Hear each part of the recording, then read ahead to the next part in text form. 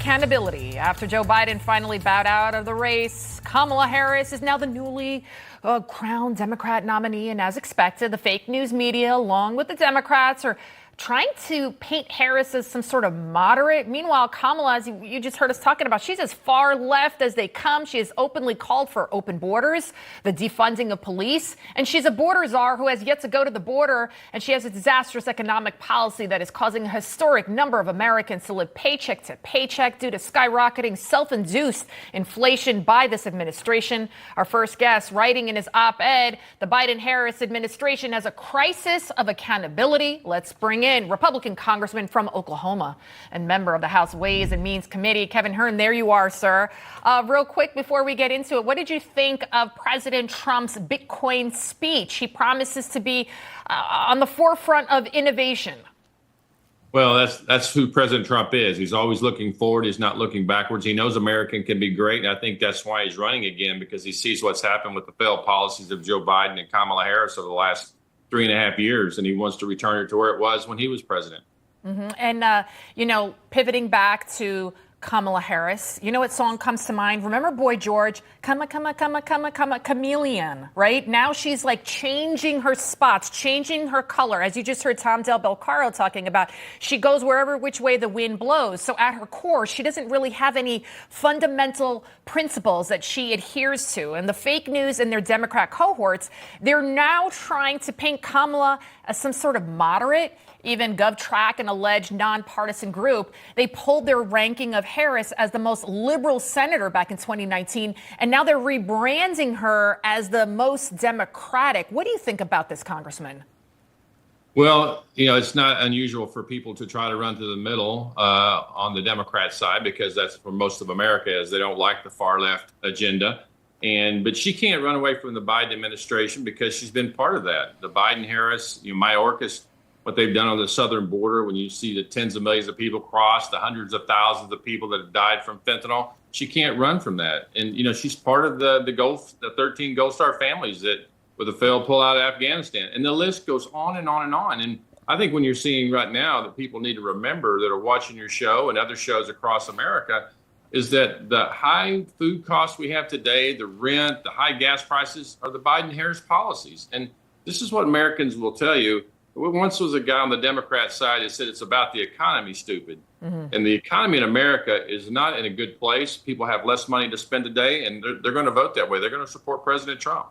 Do you think that's why the Democrats are continuing to push this narrative about Trump being a racist? Oh, he's a dictator. He's not going to leave office. This whole white nationalism thing, trying to paint J.D. Vance as somebody that thinks that women that don't have children aren't important people. They're just trying to kind of hit these personal touchstones and demonize these candidates when at the end of the day, it's hyperbole. It's not true. They're taking things out of context. And if you just look at J.D. Vance's policies, if you just look also at Trump's policies and his legacy, his proven track record, the choice then is clear.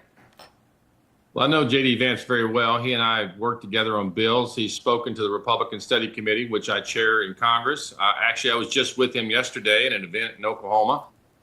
He is a strong conservative. He cares about America, has an unbelievable story about, coming from poverty and achieving the American dream. And he wants to make sure that every American across this great country has the same opportunities he did, that no matter where you come from, you can be anything you want to be. And, contrast that with the lack of policies that the Democrats can talk about. That's why you hear them hitting President Trump and the soon-to-be Vice President J.D.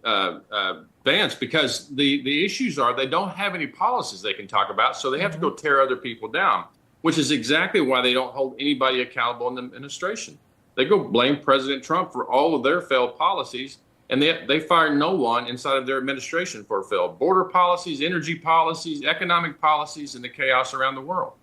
One of the other major issues for Americans is, of course, the open border. Kamala Harris, she was the border czar, never went down there. Remember, she issued that statement saying, don't come, and then millions more came. And now apparently Kamala Harris was never the border czar. Meanwhile, we know that Joe Biden said he specifically assigned her to the border to find the root cause of migration.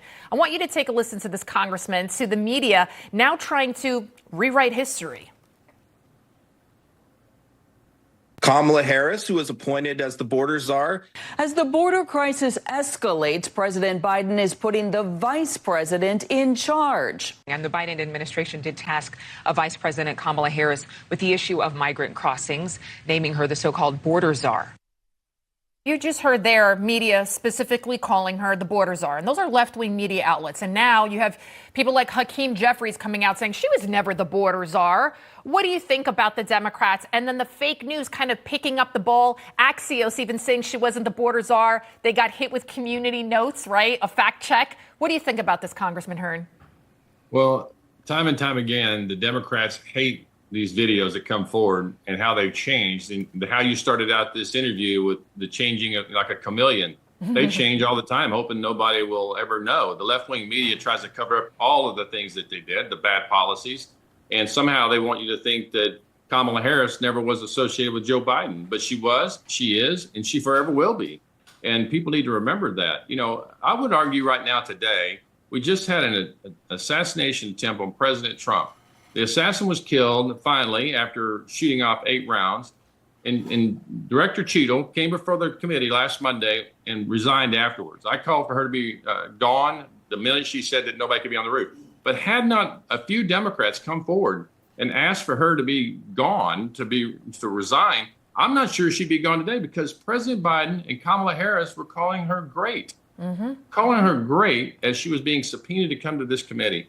And that's just the lack of leadership that this group has had for the last 3.5 years. And that's why the world is in a mess right now. We're going to talk more about those bombshell hearings. And then the fact that the FBI director tried to say that Trump, maybe he wasn't hit by a bullet. And then late last night, we were live on the air when we did it as breaking news. And they issue a statement saying, oh, by the way, yes, he indeed was shot in the ear.